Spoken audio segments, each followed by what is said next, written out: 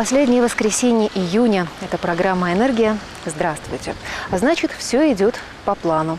Отключение отопления в этом году почти на неделю раньше обычного. Лето, тут уж как повезет. Каникулы, отпуска и плановые ремонты энергетиков.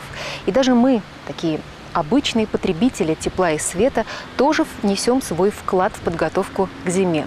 Во-первых, мужественно претерпевая отсутствие горячей воды, которая появится, я напомню, только с 15 июля. А во-вторых, регулярно оплачивая услуги энергетиков. Дорогие нерюнгринцы, хочется поздравить вас с нашим прекрасным якутским праздником Иссыхом и напомнить вам, что энергетики работают круглый год, каждые сутки, 24 часа в день. И с наступившей летней порой у нас начинаются плановые ремонты.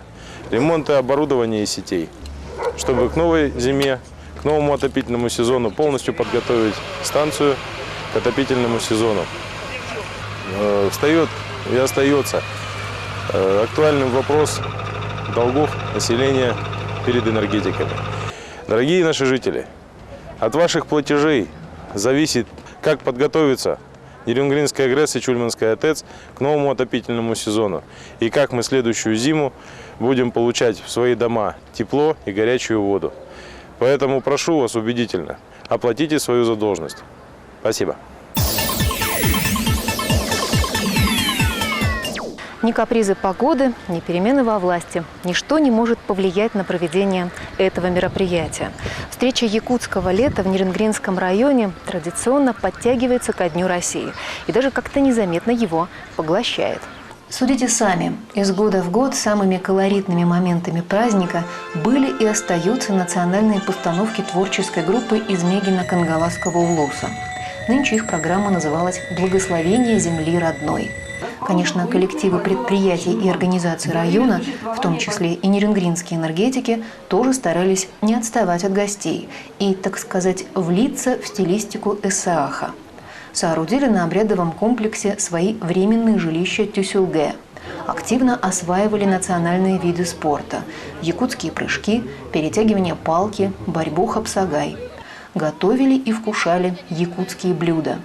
Напиток дня, безусловно, кумыс. Очереди за ним выстраивались приличные.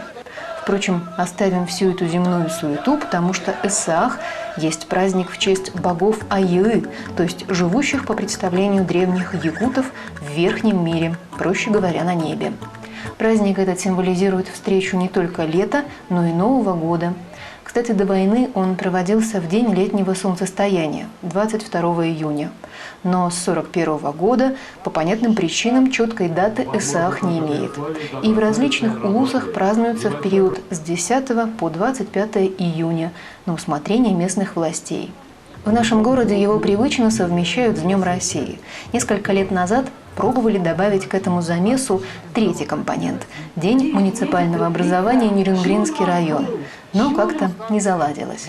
Зато в этом году праздник был посвящен сразу и 65-летию победы в Великой Отечественной войне, и 35-летию города. Как говорится, почувствуйте разницу. Манчо, манчо, манчо, рай, ора.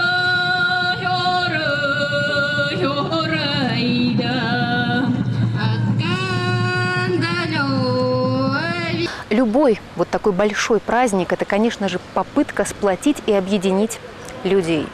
Но есть еще один способ со знаком минус – это беда. Как говорил Бродский, только с горем чувствую я солидарность. Пострадавшим от майского наводнения помогали всей республикой. Энергетики Нерюнгринской ГРЭС перечислили на счет села Хатасы более 200 тысяч рублей. Дай бог, чтобы эти деньги помогли людям вернуться к привычному образу жизни. Это была программа «Энергия». Программа о людях, которые несут в нашу жизнь тепло и свет, причем во всех смыслах этих слов. До встречи!